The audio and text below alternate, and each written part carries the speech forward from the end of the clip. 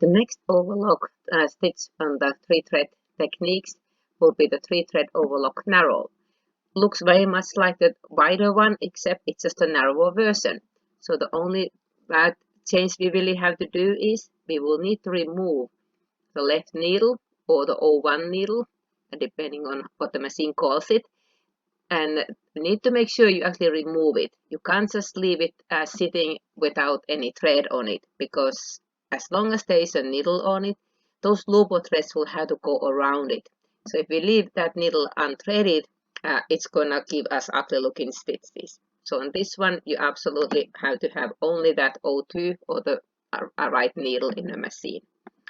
And then we also will put the thread onto that second slot, like we would have it on the 4-thread overlock. That right needle thread will go onto that second slot. And then the length and width, again, those ones are typical values. We can always use the entire length range and entire width range. On the lengthwise, we need to make sure we are still using the standard side of that dial. Then important one is to set the stitch selector to B. So that way the machine knows that it will need to tighten those looper threads in order to give us a balanced stitch again. But the rest of the settings are the same.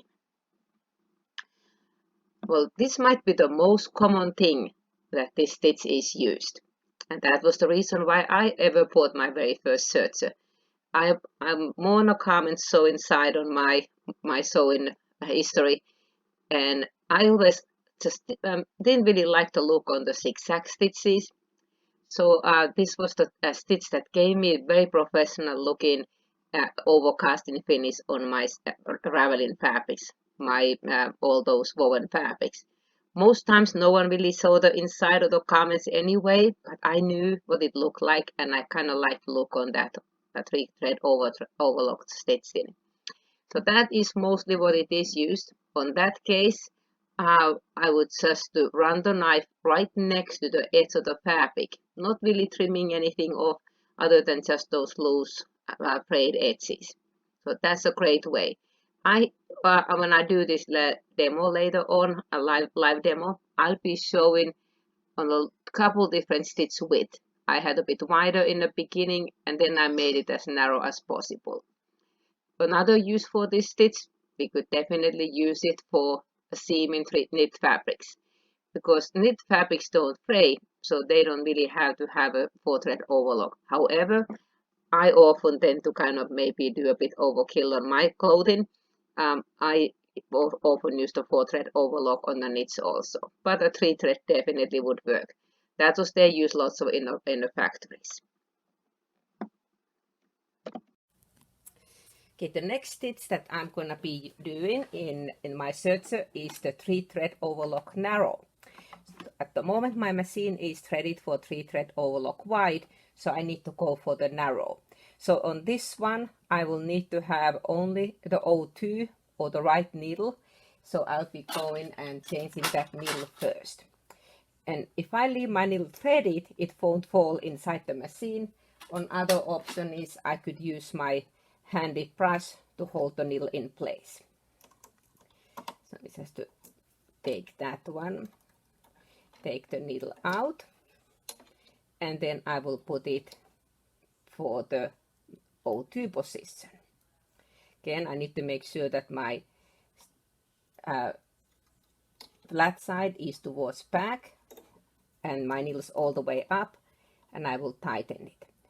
All other than the Ovation, Acclaim and Triumph, remember to also tighten the other screw so that it won't fall off. On the Triumph, Ovation and Acclaim, manual recommends not to even tighten it when you take the needle out. So now I have changed my needle. Lots of times I get a question that could I have left my other needle on this stitch, not just have it unthreaded? Nope, we can't do that one, because these looper threads will be going around the most left needle, and if we haven't even a needle without thread on this one, my threads will go around it and make really ugly looking stitches. So now I'm going to snip the thread off, pull it through from the front. I don't want to pull it back. Let me lower the knife also, there's more space. So this time I will take this thread out, and then I will take my other needle thread. I'm changing the spooler thread this time. I could have used that one. Really doesn't matter where they're in an antenna, where they matter where they're going to machine. But I will follow the guides how we have in an antenna for O2. I have my pressure foot up when I'm threading the thread delivery area. Snap the thread in place, get my thread on the hook, over the take up lever, and then I'll be able to thread the needle. My machine has the air threading, so I will put it for the threading position, rotate my hand wheel until I'm in a threading position. So only on the Triumph and Acclaim you need to do this for threading the needles. And then the machines that have the old style threader, like Imagine and Victory, Celebrate, those machines, you need to make sure that you have your hand wheel lined up where the little green marks are, so that your needle threader is lined up. Enlighten, on that one, you need to have your thread also on the threading position for the needle threader to line up. So always kind of best to check the manual, because each model has a little bit different things. On mine, I will just pull my little threader, and I have it in the overlock position, and I will point that thread to the eye of the needle. And there we go. Just lift it up, and I have threaded it. So now I got my threading done. Only other change in the machine I need to do is move the stitch selector from A to B. If I don't do this one, my machine will think that I still have the left needle and will make really loose stitches for the loopers. So I can close the doors, put my machine back to searching, and then I can close the other door. And I'm gonna lift the knife up also. If I rotate my hand wheel a couple times, I'll get my knife back working. So what is this stitch good for? Well, we could use it for edge finish like we had done with the wider stitching, and on this little placemat, that's what I had done.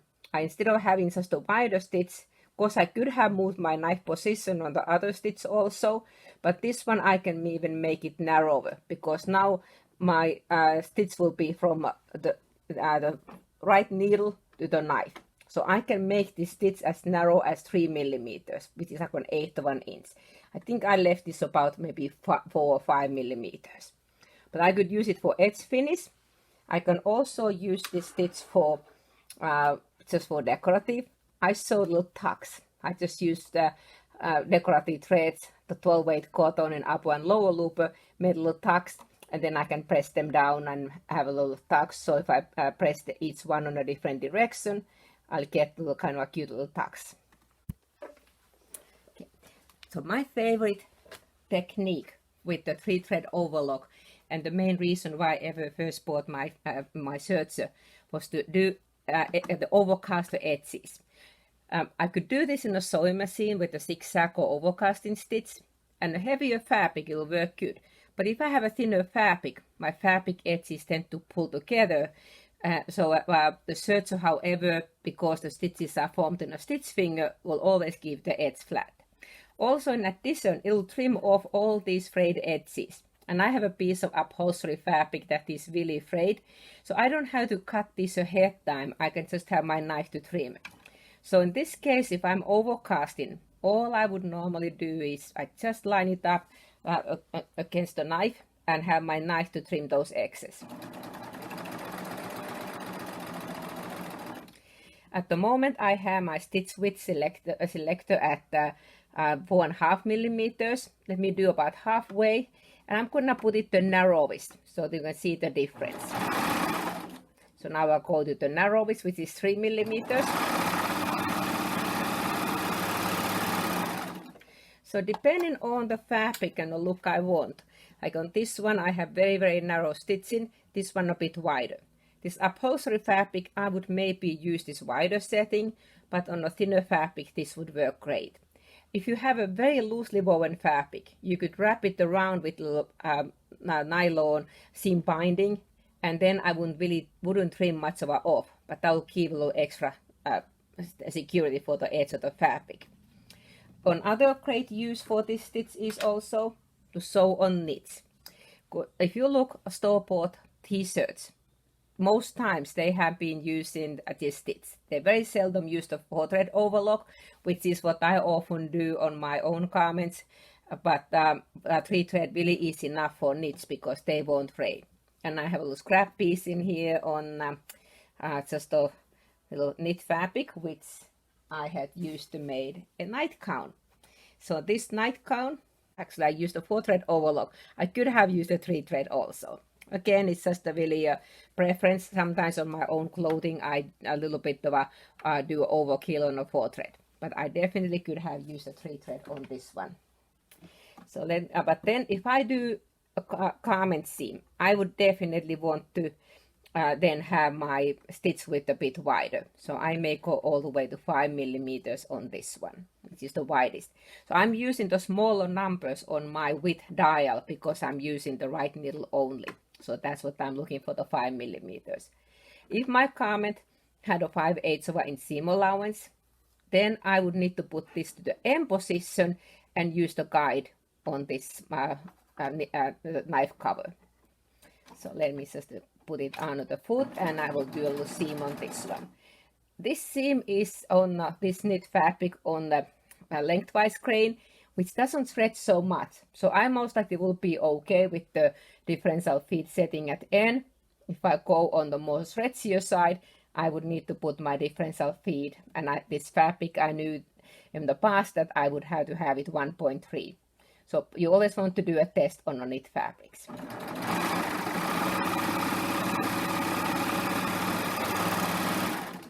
But this will definitely be strong enough seam for t-shirt or nightgown or any this kind of knit fabrics. So that's just another use for this stitch.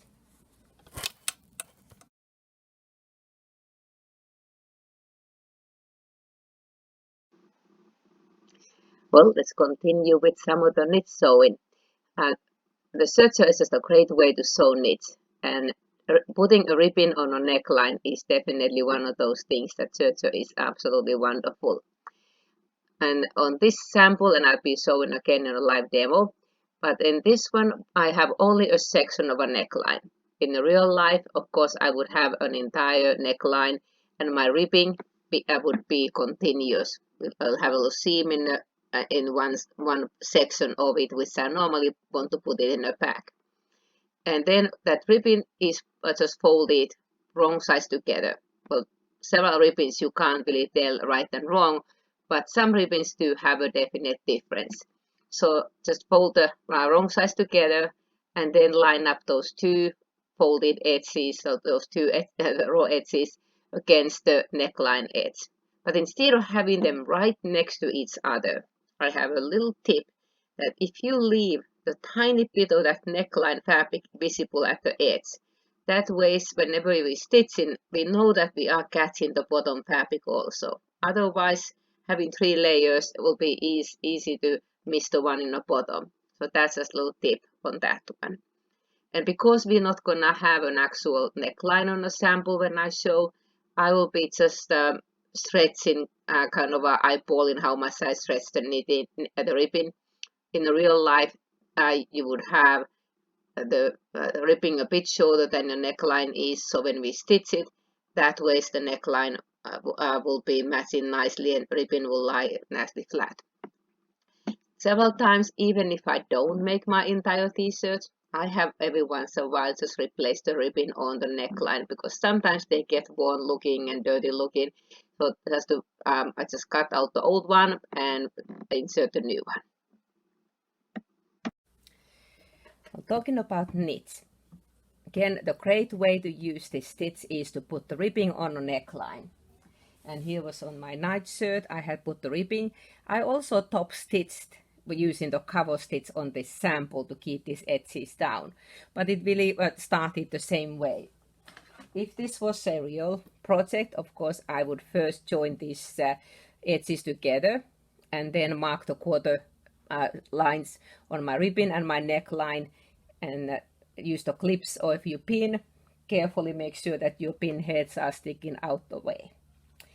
The ribbing always needs to be a little bit shorter than my neckline is, because we need to have it to stretch out a little bit. And here's another little tip. When I fold my ribbon wrong sides together, some of the ribbons you can't tell right and wrong, but if you can, put them wrong sides together. And then I line those raw edges. We tend to often try to put them right next to the neckline. But what happens easily is that other end, this neckline might sneak away and we may not catch it. So there's a tip that if you leave just a little bit on that neckline showing beside the ribbon, then I always know that I'm catching that one. So because this is just a section, I'm gonna just to sew a little bit to anchor the end. But if this was around the loop, I would just put the whole circle around under the foot and start stitching. And I normally don't start stitching right where the back seam is. I start stitching somewhere a little bit side, and then I will overlap to finish it somewhere on the side. Because there's so much bulk on that already on that center seam in the back. Again, I'm using the settings here where my stitch width is the widest possible, so that I have a little bit more secure seam. I could use also 4-thread overlock. Now that I got it anchored, I need to make sure that I'll have my neckline going straight. I don't really want to stretch it. All I want to do is straighten it out. Because if I don't straighten it out, my knife would be cutting part of the neckline. But the ribbing, I do need to stretch. How much I need to stretch? Well, that will be determined a little bit on the pattern. But also when you pin it in place, we need to have those quarter marks lining up on the fabric and the ribbing. The ribbing is always a bit shorter. So I'm just going to eyeball and just stretch it out while I'm stitching here. So I'll have my neckline fabric showing underneath a little bit, and my knife just trims that off. I'll do a little bit. Can straighten the underside, not really stretching, just straightening, but I stretch the ribbing. So I just do a little bit at a time. Again, I didn't measure these exactly, I'm just kind of eyeballing it.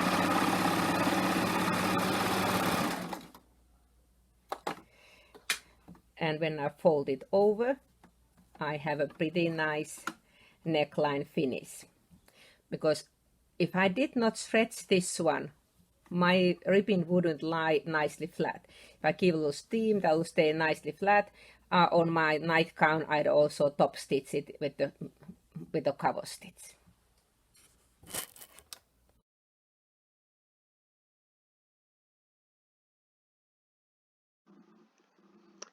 Well, this is a very cool technique.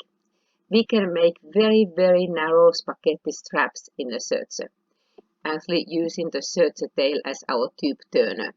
So on a live demo, I'll be showing one of these slippery fabrics and then showing how we turn it right side out. But this one all starts by just having a long serger tail. And it's been sewn first, and then we will wrap around the fabric so that this serger tail is inside.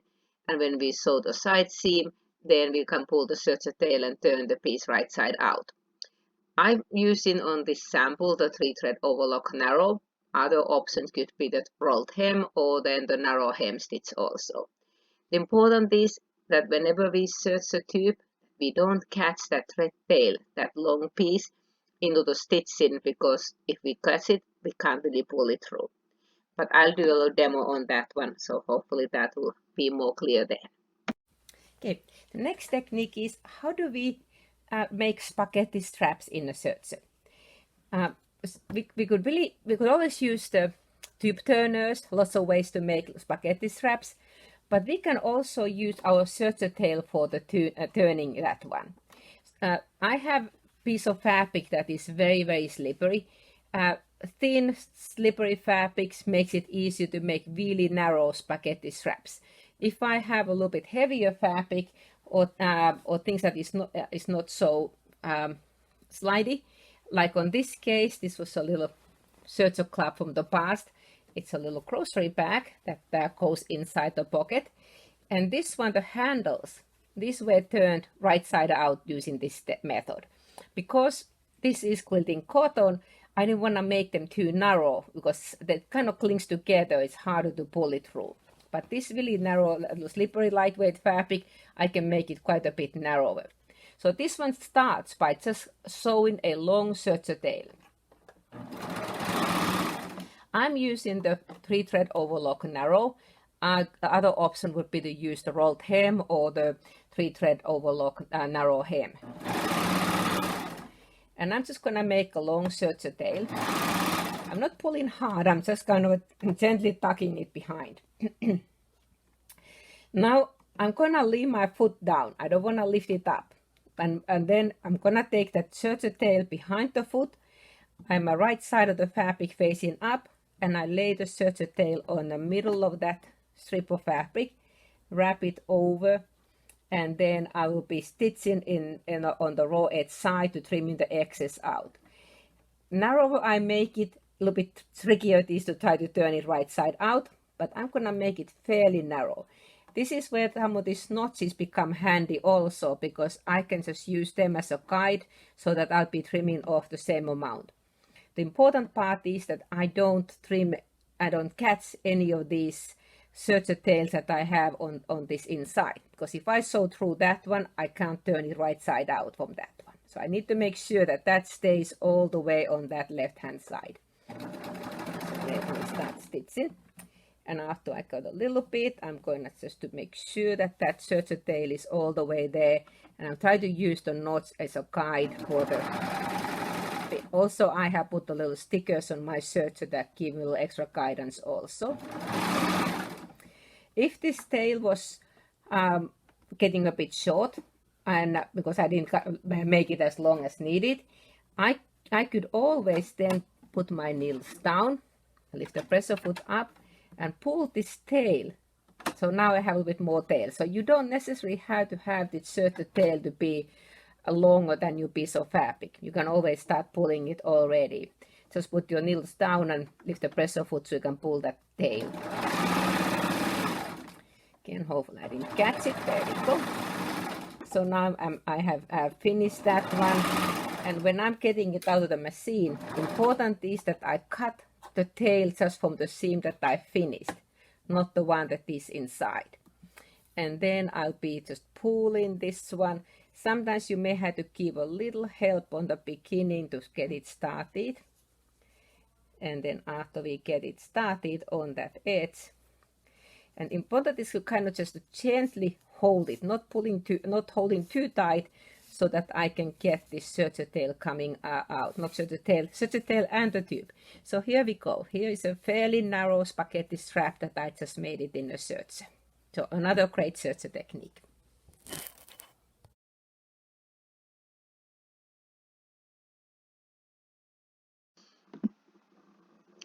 Well, let's move to the next 3-thread stitch. This one is a 3-thread narrow hem. So what's the difference between the narrow hem and the narrow stitch? Well, this one is even tinier. This one we can make into really dainty tiny stitch. It's still not the rolled hem stitch. However, the fabric edge does get rolled inside. When on all the overlock stitches, all the stitches before this one, those fabric edges are still flat inside the stitching. So this one is still not called the rolled hem, even though the fabric rolls around it. Now the reason why it's not called the rolled hem is because on the rolled hem stitch, the upper looper will wrap all the way over, also underside.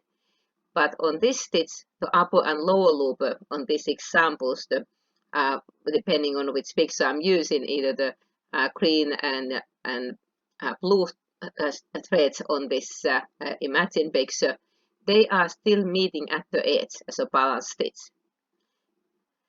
Well, this one, to go from the 3-thread narrow overlock to the narrow hem, we don't have to do too many changes. We still have the same needle position, we have the same threading, but what we need to do is, this is the very important, there's a little secret code. There's a letter R behind the range for the stitch length. So we need to go to the rolled hem side, and what happens when we do that one is that one of the stitch fingers will get removed, gets kind of pulled inside the machine, and that lets the fabric edge roll. The stitch width, again, the narrowest we can make it is 3 millimeters, but we can always have the stitch a bit wider too if needed. But there's another change. The stitch selector go to C. So we kind of do the ABCs today. We started at A, then we went to B, and now we're doing the C. And yes, we will do D also. But that is important that we have the stitch selector to D. So stitch length, that needs to go to roll hem side, stitch selector to D. That's how to C. So that's the only changes we have to do the machine. And here's a picture, and I'll show this one a live demo a bit closer. But there's an image that shows when we have the this is like those little Christmas tree napkins, little circular napkins that's been folded. In this one, I have 2 pieces of quilting cotton. And because I have 2 layers of fabric, it's kind of hard to do a real rolled hem. They don't look very pretty. Actually, rolled hem, the top side looks usually pretty, underside not so much. So in this one, when I put the 12 weight cotton on the upper and the lower loop and use that to a 3 thread narrow hem stitch, I got really very pretty stitches on the edge. Another use for it is, instead of using a French seam on an heirloom sewing, so I'll be sewing a very very thin batiste, and I use this stitch instead of a French seam in a sewing machine. Makes a really nice dainty seam, and it is a very strong seam. Okay. I was doing last in here a few techniques using the 3 thread overlock narrow. We have another stitch beside on this quick reference chart that says 3 thread overlock narrow hem. So what's the difference between these two, narrow and narrow hem? Well, the narrow hem would look like on this napkin. So it is even much narrower seam that I had earlier on my placemat. Because the placemat I can't go any narrower than 3 millimeters. Well, this one is even less. So what's the difference is on this stitch is that instead of the fabric edge being all flat, it is being rolled under. Well, then you may think well, that must be rolled hem. Well, it's not the rolled hem yet either. Rolled hem stitch would be the one next. So there's a difference between the rolled hem and narrow hem. Here's the same kind of a napkin done with the rolled hem. On the top side, they both look fairly similar stitches, where you see the upper loopers. But underside the rolled hem doesn't look so pretty, especially when I have 2 layers of fabric, so it's hard to kind of physically get it rolled over. But the narrow hem, the lower looper meets the upper looper at the edge. It doesn't wrap around. So it gives a little bit prettier look on this 2-sided napkin that I have. Another place that I use that one also is making these little tucks. So I've sewn these little tucks and then using the sewing machine to tuck them in place, but you see both sides of this stitch, so that way the narrow hem looks as prettier than the rolled hem for that one. Well, how do we change to this stitch? Very easy to go from the narrow overlock to narrow hem. We have the same needle, but here is a difference. The stitch length, because we always have a range, but here's the ever important letter R, which means we need to use the rolled hem side of that stitch. So if I call my stitch length knob, I go past the 0 and I go to the rolled hem side. I have the same numbers 1 to 4, but what happened was the stitch finger, the removable stitch finger, got pulled inside the machine. So when I go past, let me take the foot out of the way a bit. When I go back, I have my stitch finger in place normally when I was stitching for the overlock stitches. Now when I go to narrow hem and the rolled hem stitches, we'll be using the rolled hem side of the knob, so that way we don't see that stitch finger there. Another difference what we have for the settings is the width is the same, but the stitch selector, we go from B to C. So we do now ABCs. We started A, now we B, and then we go to C. So now I'm telling my machine that I'm going to be using this narrower stitch. And rest of these settings are the same. So very simple. Main thing was the stitch length, using the rolled hem side and moving the stitch selector. I put my stitch length to 2 millimeters, depending what I'm doing with this stitch. So if I was using that one for that decorative stitching, I would most likely put pretty threads in the loopers, and then I would be using a shorter stitch length. But here's another use for that stitch. I'm gonna sew two very thin fabrics together, and this is voile. It's even thinner than batiste. It's very lightweight. Normally in heirloom sewing, we would be using a French seam, which in a sewing machine is a 3-part process. When we first sew a 1/4-inch seam, trim half the seam allowance, and then wrap it around and do another 1/4-inch seam. Sergers, we can make really nice seams for the heirloom lightweight fabrics by using either this stitch or the rolled hem stitch. Either one will work. So I'm using on this sample this narrow hem. So I put my stitch length just about 2, 1.5, 2 most likely on these very lightweight fabrics. But because it is so lightweight, I may want to put my differential feet to 0.8. So it will keep my fabric more taut, it doesn't pull and buckle it so much. Also, I had my stitch width at the moment at 5. I'm gonna make it much narrower. The quick reference guide tells me to put at 3. I'm not gonna believe it entirely. I will leave it at 3.5. And then I'm gonna lift my knife up also. So I'm gonna just do a couple rotations in the hand wheel so I get my knife up so that I can have my knife to trim the edges. And my needle will be going on that first notch on that way. And I would not normally use really contrasting color threads on this. I would put matching thread.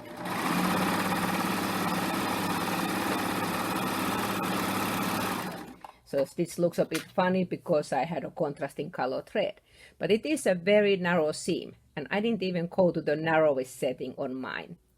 But we still see the lower looper and the upper looper meeting at the edge, and then the fabric inside has been rolled over. But it is a very strong seam because the fabric has been wrapped around. Again, matching thread would make it much prettier. Also, heirloom sewing, I often use cotton threads and a little bit thinner cotton threads, so that will make a prettier seam as well. So that's just another use for this stitch.